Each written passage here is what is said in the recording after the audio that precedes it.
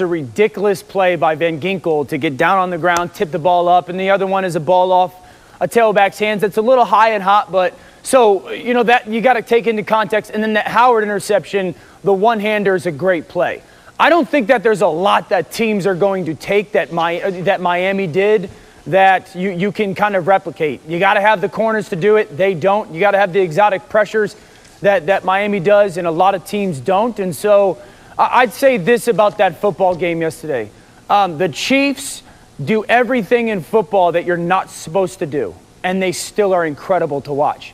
You know, like you guys have heard this, you just can't flip the switch. Yes, they can. They're the only team I've ever seen that could play as poorly as they do for stretches, and then they have a quarterback that can flip the switch and a receiver that can flip the switch, and Tyreek Hill. They have the offensive player of the year. Travis Kelce's the best player in football that's not a quarterback. He's the offensive player of the year. He just flips switches, and it's like, oh, we'll score 21 in a matter of like 3 minutes. And they had 4 turnovers. You're not supposed to be able to turn a football over 4 times and win in the NFL. They were up 21 with 4 turnovers. And so they kind of break those cliches that we know of football. That being said, I thought Miami was one of the most impressive teams I watched yesterday. You know, like the way that they hung in that football game, Tua got incredibly hot. He's throwing to guys that I don't necessarily know of as household names. His ball placement and his timing and the subtlety that he plays with is remarkable. Miami's as good as I think they are. Kansas City's just them by themselves. They can just do things. They're the Warriors. The Warriors can go through stretches where they don't make a bucket for like 5 minutes, and all of a sudden they'll score 50 in a quarter. That's fair enough. I want to say Howard, by the way, to your point, is picking off everything in sight this year. The first 2 picks by Mahomes yielded just 3 points for Miami. So when you get the opportunity, you got to cash in, and they weren't able to do so even though they jumped out to that early lead. Dan, thank you very much. We'll look forward to seeing you on Get Up this morning at 8 a.m. Eastern with Greeny and the gang. Thank you. Thanks Theo. And just a reminder, beginning Tuesday, January 5th, Mike Greenberg Show Greeny, immediately following us on ESPN Radio. Greeny will take you inside the stories of the day as only he can, have the newsmakers you'd expect, and interact with you every single weekday. From Keyshawn, J. Will, and Zubin, right into Greeny, weekday mornings on ESPN Radio, once again, starting January 5th. I want to mention one other thing, guys. The most amazing stat line of the weekend didn't go to Pat Mahomes for once, as Key said. He may be on the trade block, so whoever comes in for Pat Mahomes is still going to have, obviously, the great work of Tyreek Hill. Think about this just for 1 second. Tyreek Hill yesterday. Guys, just think about this. A lot of numbers coming here, but just think about this. 2 touches. His first 2. 2 touches, 32 rushing yards, 44 receiving yards, 2 touchdowns on 2 touches.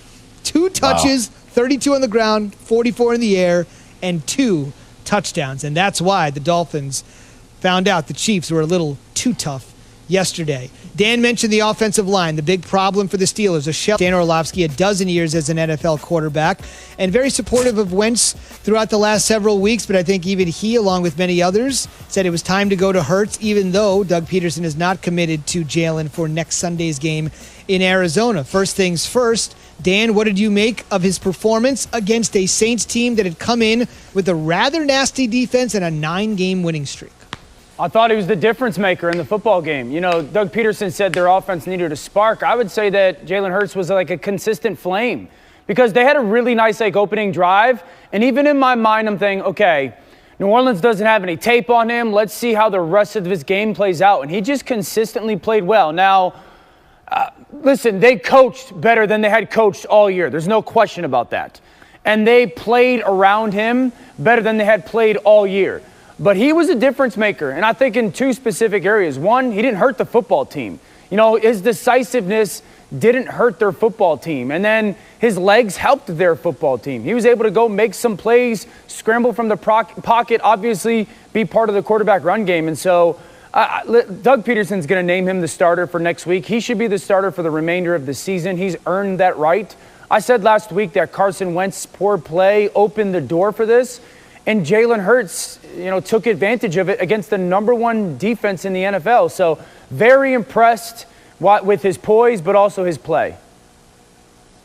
Dan, how much with Jalen Hurts' play, how much more uncertainty did it just put on Carson Wentz about his future now? Yeah, Key, you heard me say this last week. I think there's two things that, kind of come off of this game and then become even more of a conversation for every potential win that Jalen Hurts gets. One, the question of can we trade Carson Wentz becomes more realistic. I get the money aspect. I get the investment aspect. It's the NFL. Nothing surprises me. And so the more that they can potentially win football games, because here's the thing, they win yesterday, and if they win next week, back-to-back wins against playoff football teams or playoff trending football teams, if we're going to throw the Cardinals in there.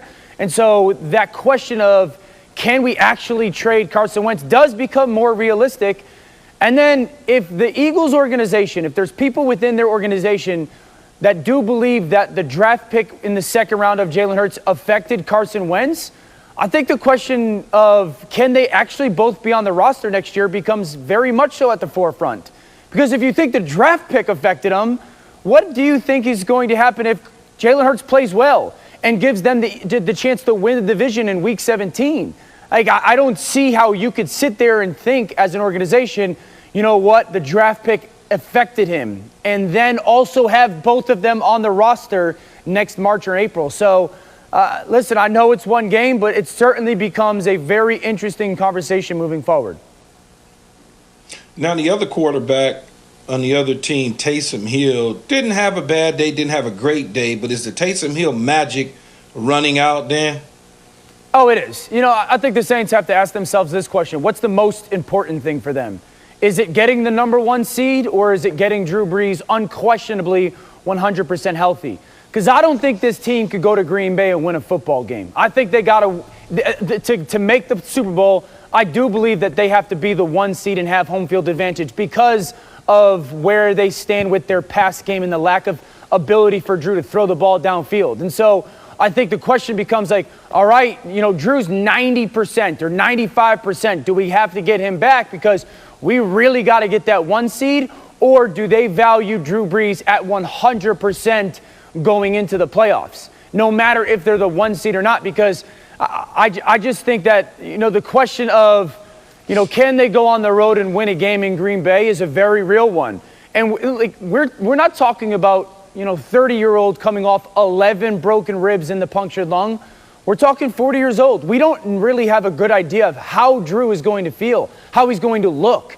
And to come off those significant injuries and within, a couple weeks have to go on the road and play in cold weather and play well to win, that's a very daunting task. So I think that's that game that the Saints have to kind of answer right now. Number one seed or get Drew 100% healthy?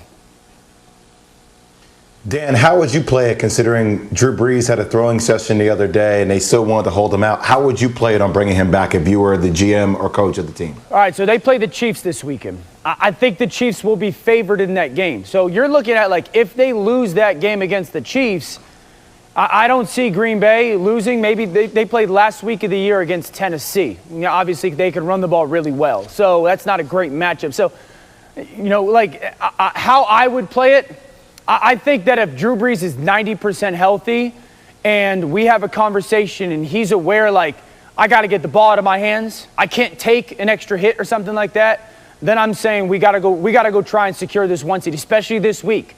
I think this is the week that the one seed can be lost if you're New Orleans, totally lost. And so if Drew tells me I'm 90%, 95%, and coach, I get it. There's going to be some times where the ball just comes out because I can't take that hit. He's smart enough and aware enough to go do that. I think it's time to get back to Drew Brees if that conversation happens. Okay, talk to me about the Steelers. How concerned are you about Pittsburgh considering they had their second loss in a row? Tons. Again, more questions than answers.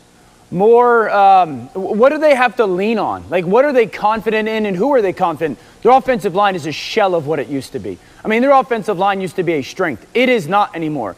They're not explosive on offense. Now, they haven't been explosive all year, but teams have caught up to that. Teams have figured it out. Okay, the short passing game is all that they can do, and oftentimes is all that they're willing to do. Their defense has been beat up. So the defense isn't nearly as dominant as it was. Bud Dupree being out is a huge issue. And then Big Ben, for every old quarterback, he doesn't want to get hit anymore. He doesn't want, the contact anymore. Still a really good football team. But who do we really think that they're better than in the AFC? They're not better than Kansas City. They're not better than Buffalo. I don't like them more than Miami. I like the Colts more. Yeah, like there's not a lot of teams that I'm sitting here going, okay, I feel really good about who they, like in a the Browns I like more right now, especially